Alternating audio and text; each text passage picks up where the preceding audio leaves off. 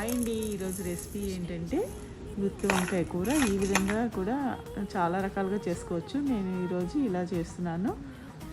దానికి ఏంటంటే ఒక హాఫ్ కప్ ఏమో పల్లీలు, హాఫ్ కప్ ఏమో నువ్వులు, పావు కప్ ఏమో ధనియాలు, తగినంత ఎండుమిర్చి డ్రై రోస్ట్ చేసి జీలకర్ర ఒక స్పూన్ వేసి పొడి చేసి పక్కన పెట్టుకుంటాం. ఈ వంకాయలు చూసారా, గుత్తి వంకాయకి అనమాట, లేతవి తీసుకోవాలి.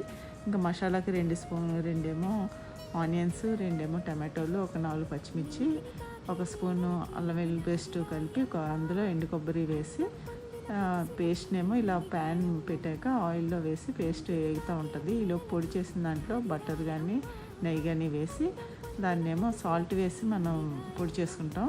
ఇలా వంకాయ 4 భాగాలు కట్ చేసి అందులోనేమో ఈ పొడిని స్టఫ్ చేసేస్తాం. చేసి వేగుతున్న మసాలాలో వేసేసి దగ్గరికి కొంచెం వాటర్ యాడ్ చేసుకొని వేయించేసుకోవడమే. చెర్రీకి పెట్టాను, బాగుంది అన్నాడు.